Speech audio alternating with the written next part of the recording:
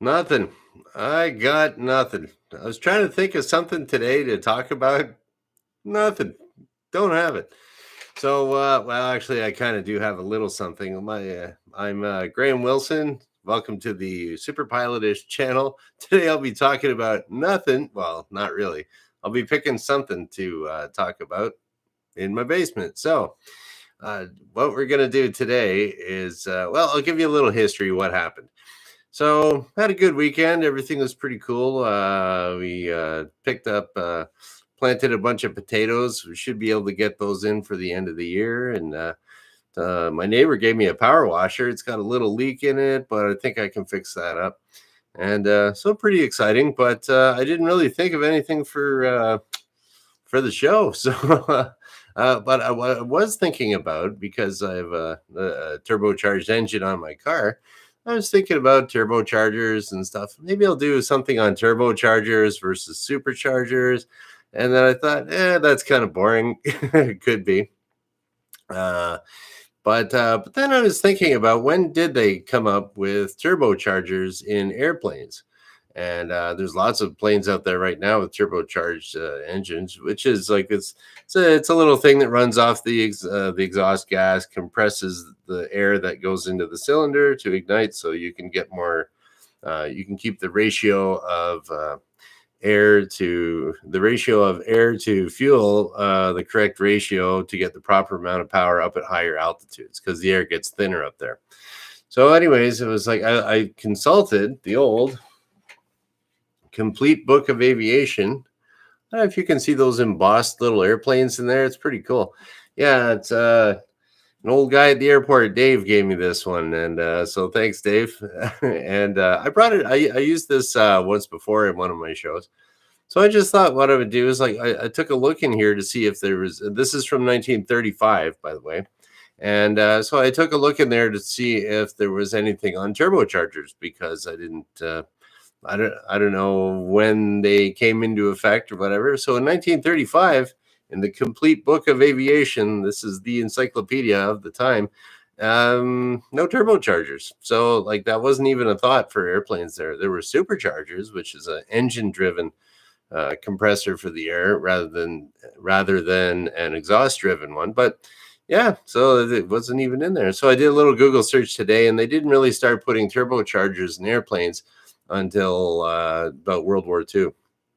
I showed a commercial. When I was teaching a commercial ground school class, I found this really good old.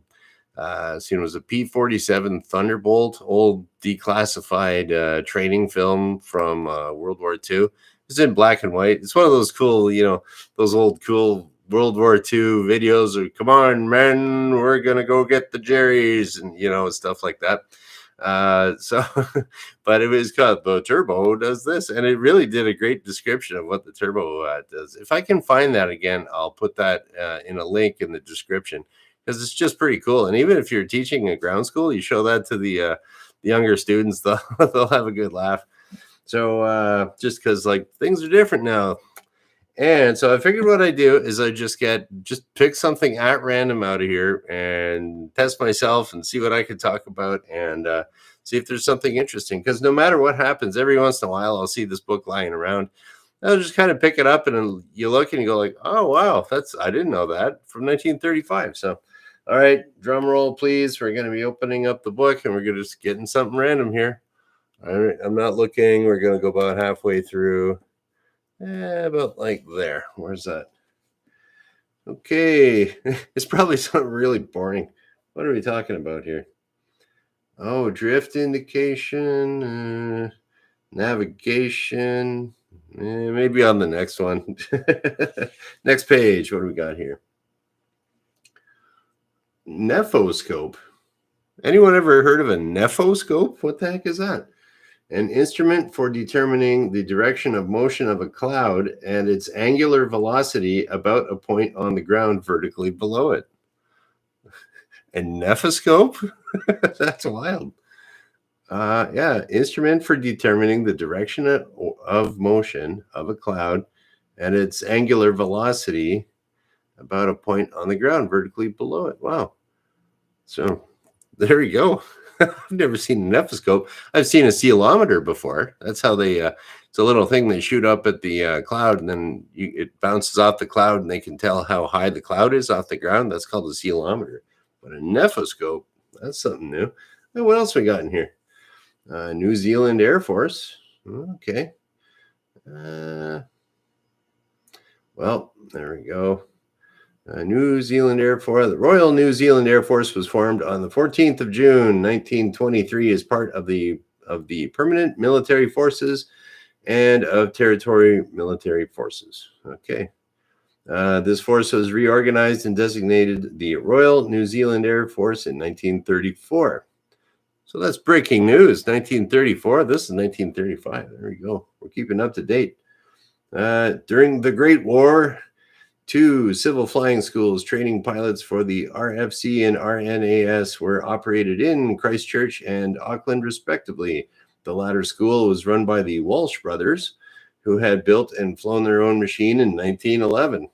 From 1914 to 1918, 296 pilots were trained at these schools. There we go. Little history lesson about New Zealand and their New Zealand Royal Air Force. What else we got here? Okay, I'm just gonna pick something. We're in the letter N, so we're gonna pick something else randomly here. All right. Oh, we got pictures. What do we got here? This is a Jesse biplane and a Howard Wright biplane, 1911. Yeah, I don't know. Take a look. A couple old pictures of airplanes. There you go. And this the guy in the bottom is from 1911. All right. And the one on top was too. Okay, that's a picture. Let's try something else random. All right. What do we got here?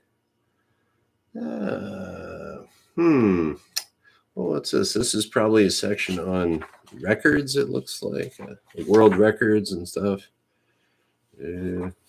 Okay, well, the first thing I saw was first light plane flight and first woman to fly from England to Australia. When was that? Okay, Lancaster and Mrs. Miller met accident and danger more than once, but kept pluckily on. Their aeroplane, which they called the Red Rose, ascended from Croydon Aerodrome on 13th of October. They reached Baghdad early November. Between Baghdad and Bashir, magneto trouble forced them down and delayed them more than 3 weeks. Well, there we go. You got a bad mag and you're stuck in I got to get my glasses tuned up here. All right. What do we got here? Where were they stuck in? Baghdad and Bashir, wherever that is. Then they went to Karachi, and then they went here and there. Mrs. Miller had her note. What?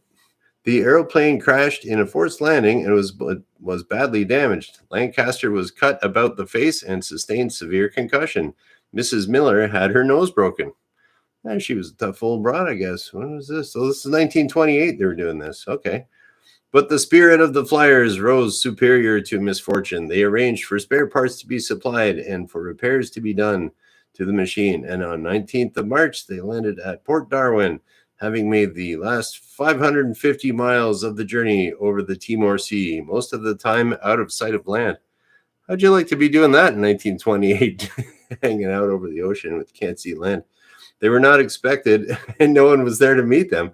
But their pluck and determination was wholeheartedly recognized in Australia and by aviators everywhere. Contemporary comment acclaimed the flight as one of the pluckiest in the history of flying.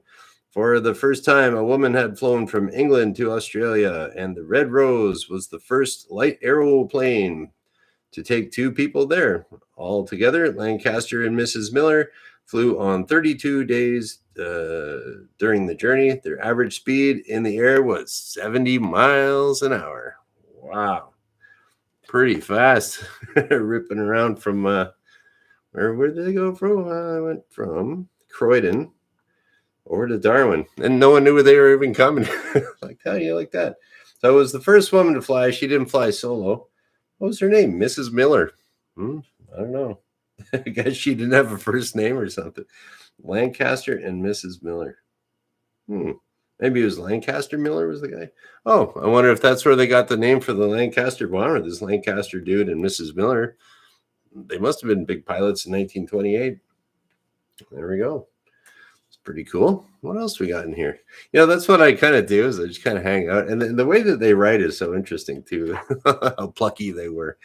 But there we go. Yeah, what else we got here? Okay. One more quick little picture, I guess. Here we go. An exhibition of inverted flying. Ooh, look at that upside down airplane. There's another upside down one over here too. Pretty groundbreaking for 1935. How can you fly upside down? What else we got here? Yeah, they got a bunch of other stuff here too with kind of talking about war stuff and everything. Well, I don't know. Oh, what's this? A haboob? Have you ever heard of a haboob? Haboob. Let's see what it is. A disturbance of the line squall type, which occurs in the Sudan during the rainy season. So if you're in Sudan in the rainy season, watch out for the haboob.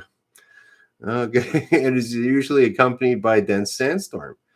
Haboobs attain their greatest frequency at Khartoum in June, when they occur on the average on 6 occasions per month.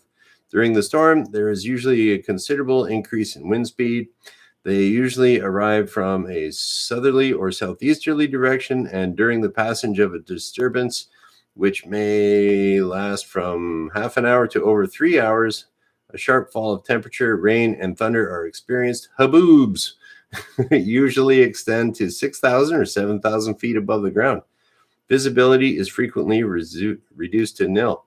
All right, if you go into the Sudan, watch out for the haboobs. You heard it here. It goes up to 6,000 feet. Now, if you ran into a sandstorm, I'd imagine that's pretty much the same as flying into volcanic ash. It'll just chew your engine right up. If you got a jet engine, you're done. I would imagine probably propeller-driven engine. There's enough of a filter there that the dust won't get into the engine as much. But if you're might chew up the propeller a little bit more. Yeah.